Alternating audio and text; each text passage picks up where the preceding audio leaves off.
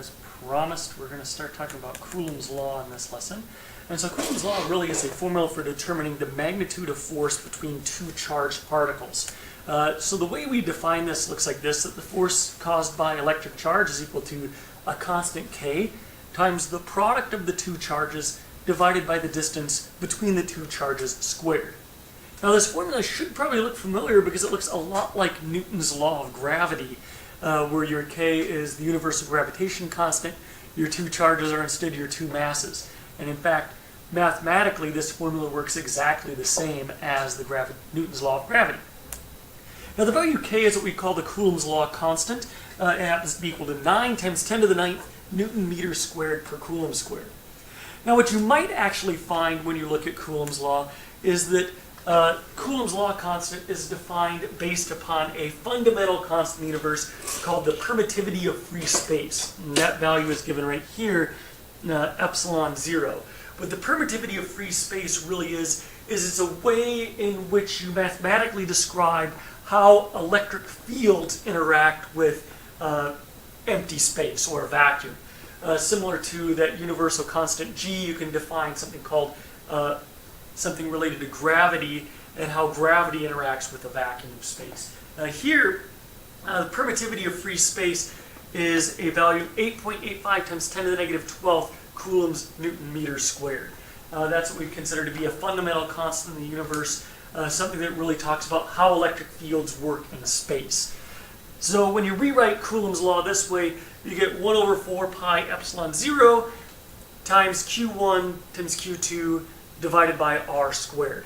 And so this is the way it actually shows up on the equation sheet in your for the AP exam. And the reason for this is that equation is just written in terms of fundamental constants in the universe, which epsilon 0 is 1.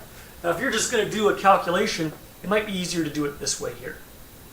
Now it's worth pointing out that the sign on Coulomb's law, whether you get a positive or negative force, does tell you something about is it attractive or repulsive. If you get a positive value, because you have two positive charges in here, that means it's a repulsive force. Or two negative charges, a negative times a negative gives you a positive value. But if you have a negative times a positive, you get a negative value for force, and what the negative sign really tells you is that it's attractive. So you can actually use the sign when you plug in signs for the charge, whether they're positive or negative, to determine is this repulsive or attractive. So let's do a couple of set of problems. Let's take two particles and separate them by a distance of 1.5 meters. And the first particle, I'm going to give a charge of 2.5 millicoulombs and give it a mass of 2.5 grams. And the second particle, I'm going to give it a charge of negative 5 millicoulombs and a mass of 5 grams. Now I've picked millicoulombs and grams to be the two units of mass because they're each 1,000 times smaller than the base unit. And so what we want to do is figure out what are the magnitudes of the electrical and gravitational forces between the two particles. So we're going to do the electrical force. I'm going to do k times q1 times q2 divided by r squared. For the gravitational force, g times m1 times m2 divided by r squared. When I plug in all my numbers for the electrical force, that's what this looks like. When I plug in all my numbers for the gravitational force, here's what I get. So really, magnitude-wise, these are the same, with the exception of, well, a negative sign in there and the value of the constant out front. When you calculate with the electrical forces, you get that it's 50,000 newtons. That's a gigantic force. That's like a force related to the weight of like 10 large pickup trucks type deal. Enormous. However, if you do the gravitational force, you get a really, really, really small force, 3.7 times 10 to the negative 16. It's worth pointing out these are both attractive forces. So really the force that's going to make the most difference here is going to be the attraction to the electrical force. This actually shows you that the electrical force, or at least electrical interactions compared to gravitational interactions, that they're just so much bigger than the gravitational forces acting on an object, that in almost every instance when you have two objects that are being attracted to one another, it's probably the electrical interaction, unless you're talking about things the size of like planets or stars or things like that. In fact, in this case, the electrical force is about 10 to the 20th times bigger than the gravitational force. So that's important to remember, is that we think of gravity as being a really strong force, but in reality it is infinitesimally weak compared to electrical interactions. Oh, I didn't put my animation on the last one, but we can do the problem anyway. With 3 charges arranged as shown above, and what I want to do is figure out what is the magnitude and direction of the net force acting on Q3 from the other 2 charges.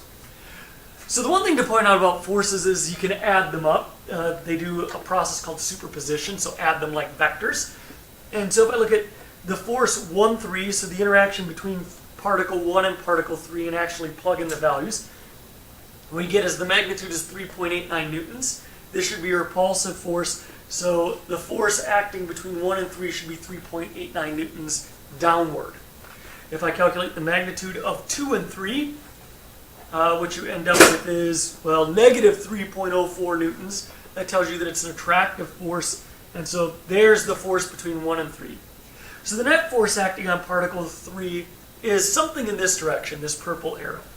And so what I've really done here when I calculated these 2 other forces, because of the way I've defined these forces, that they're perpendicular, these 2 forces are, is I found the x and y component. I can resolve that vector, add the 2 vectors together. I get a magnitude of 4.94 newtons, and then find the angle, and the angle I'm finding is this one here, below the positive x-axis. So really this is 3.89 newtons down, and so I use tangent to figure that out, that it's 52 degrees below the positive x-axis. So in this case, the net force acting on this 3rd charge is really the combination of the forces, or add the 2 forces like vectors. Now in this problem, what I've picked is I've put 3 particles all on the x-axis, and I'm going to say particles 1 and 2 are fixed in place. Particle 3 happens to be able to move freely along the x-axis, and I can put it at any location that I want it to be. The net electrostatic force acting on particle 3 happens to be 0 if the length between 1 and 2 is equal to the length between 2 and 3. And so what I want to know is, what is the ratio of charge Q1 to Q2? Is Q1 bigger than Q2? Is Q1 smaller than Q2? Do they have to be the same sign, or do they have to be opposite signs? Those are things that we're going to answer here. So I'm going to say 0 is equal to the force F13, so the interaction between particle 1 and particle 3, plus F23, the particle 2 to the particle 3. If I plug what that means, is 0 is equal to K Q1 Q3 divided by L12 plus L23 squared, because the distance between 1 and 3 is really L12 plus L23. And then add plus K Q2 Q3 divided by L23 squared. And I'm going to do a few things to simplify this equation down. That was to work out that I don't know L12, I don't know L23, I don't know Q1, Q2, or Q3. The only value here I know is K, and K actually cancels out. But I do know that L12 is equal to L23, and so I can simplify that down. And I know Q3 I can also cancel out here. And so what I end up with is I'm just going to say L is the distance L23, so you get Q1 over 2L squared plus Q2 over L squared. Now if we work this out, I'm going to subtract one term over there. Q1 is equal to negative Q1 4L squared is equal to Q2 L squared. And if I solve this for the ratio Q1 over Q2, the way I would do that is, looks like multiply everything by negative 4L squared and divide everything by Q2, and you get Q1 over Q2 equals negative 4. So what that means is that the charge on particle 1 in this case has to be 4 times the magnitude, but opposite the sign of the charge on particle 2, which makes sense. If we have an attractive force from particle 2 and particle 1 is twice as far away, you can have a charge that is 4 times as big, but have a repulsive force. Now a follow-up question is there any other location that I can put particle 3 with this ratio of charges so that the net force is also 0? And where is that location? So we know that if L23 and L12 are the same, this works, but is there some other location where this works? So we're going to start with the same assumption, and what I'm going to do instead is call L12 just L, the length between particle 2 and 3, and I'm going to call x the distance or the displacement from particle 2 to particle 3, right?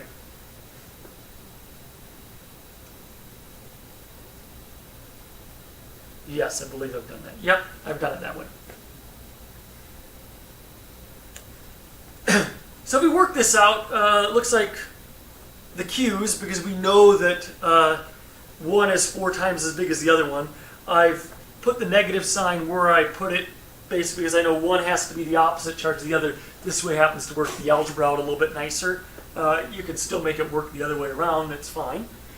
And so we get this equation when we actually cancel all the like terms, 4 over L plus x squared minus 1 over x squared. Now I'm going to do a quick algebra trick to kind of make our life a little bit easier. I'm going to multiply all the terms by x squared. What that's going to do is cancel out the over x squared on that other term, and also multiply everything by L plus x squared. And that's going to cancel that out here. The nice thing is, since this is equal to 0, I still get 0 on the left-hand side of this equation. And what you end up with is 4x squared minus L plus x squared equals 0. Well, that equals 3x squared minus 2lx minus L squared. And you can actually FOIL out L plus x squared and show that that's the case, and show that that is true. Now here I'm going to do everybody's favorite thing. I want to find what values of x make this 0, and probably the best way to do that in this case is the beautiful Pythagorean's theorem, since I don't know what L is. So remember, negative b plus or minus the square root of b squared minus 4ac all over 2a. B happens to be negative 2l. So negative of negative 2l, positive 2l, plus or minus, well, negative 2l squared is 4l squared, minus 4 times a, which is 3, times c, which is negative l squared, divided by 2 times 3. And what you end up with is, when you work all that stuff in there, you get a 4l squared plus 12l squared. And so square root of 16l squared is just 4l. So you end up with 2l plus or minus 4l divided by 6. And, well, the l's that this works out to be is that x could be L, which we already know is true. If the distance between 2 and 3 is the same as the distance between 1 and 2, that works. But there is a second location, and it says x is equal to negative L over 3. Where that location really is L over 3 away in here. That there's a location between the two particles where the net force is also 0. Where you get one that's attractive and one that's repulsive, that you can actually solve it out that way as well. There happens to be another location where that works out too. So let's get some quick overview of some questions in terms of Coulomb's law and how we use Coulomb's law to solve some problems. That kind of wraps up what we're going to do here on electrostatics. We'll come back next and look at electric fields and how electric fields start to work in terms of our electric charges. Maybe try to get an idea of what an electric field is and look at some ways to calculate electric fields once we actually define electric field.